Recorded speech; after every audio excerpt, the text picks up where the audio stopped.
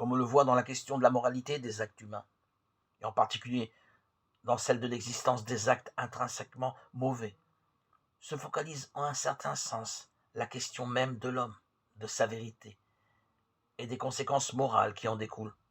En reconnaissant et en enseignant l'existence du mal intrinsèque dans des actes humains déterminés, nous restons fidèles à la vérité intégrale sur l'homme, et nous respectons ainsi l'homme et nous le promettons dans sa dignité et dans sa vocation. En conséquence, nous devons repousser les théories exposées qui s'inscrivent en opposition avec cette vérité.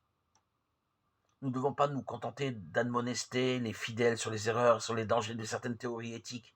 Il nous faut avant tout faire apparaître la splendeur fascinante de cette vérité qui est Jésus-Christ lui-même.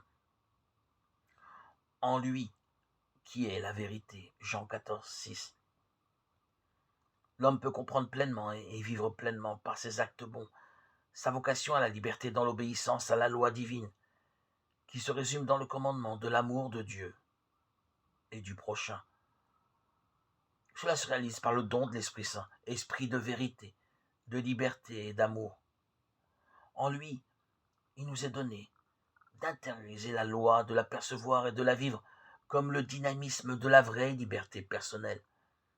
Cette loi est la loi parfaite de la liberté.